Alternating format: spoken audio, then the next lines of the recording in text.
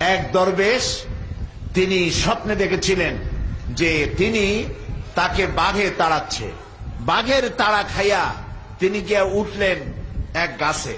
গাছের উপরে ওঠার পর একটি ডাল ধরে ঝুলে পড়েছে। তাকিয়ে দেখে যে বাঘ এসে গাছের গোড়ায় দাঁড়িয়েছে, আর ওই ডালের নিচে বিরাট কুয়া, কুয়ার মধ্যে বড় এক অজগর হা করে আছে।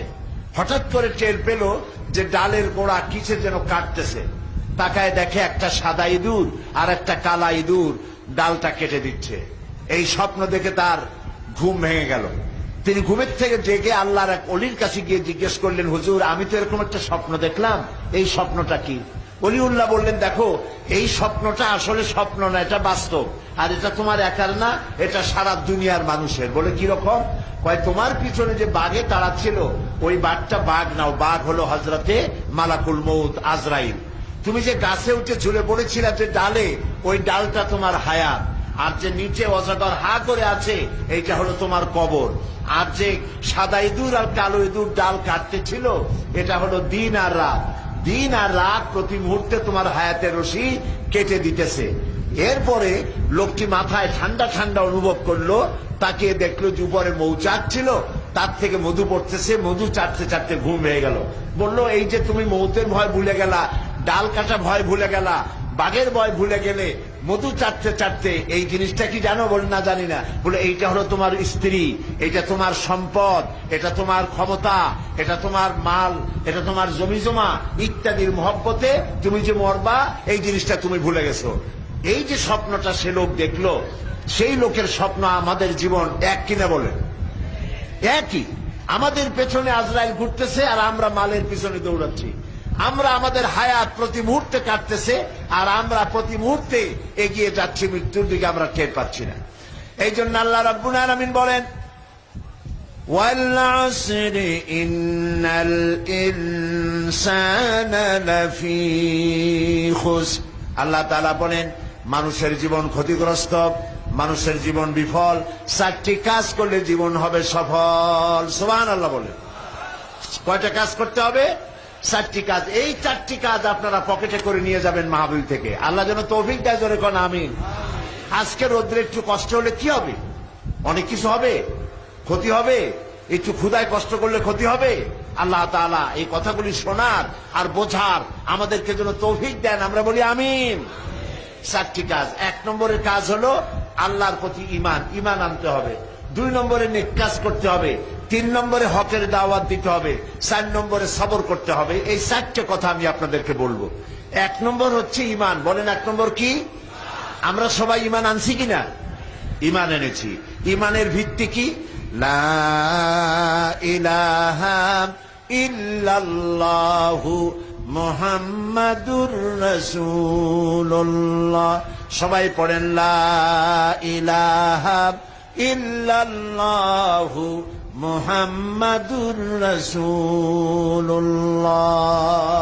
এটি হলো ঈমানের ভিত্তি। আল্লাহ ছাড়া কোনো ইলাহ নাই, হায়াত ও মওতের মালিক নাই। খেতে দেওয়ার মালিক কে? আসতে বলেন কেন? খেতে দেওয়ার মালিক কে? পড়তে দেওয়ার মালিক কে? হায়াতের মালিক কে? মওতের মালিক কে? সন্তান দেওয়ার মালিক কে? সন্তান না দেওয়ার মালিক কে? এই কথা কি আমরা বুঝি?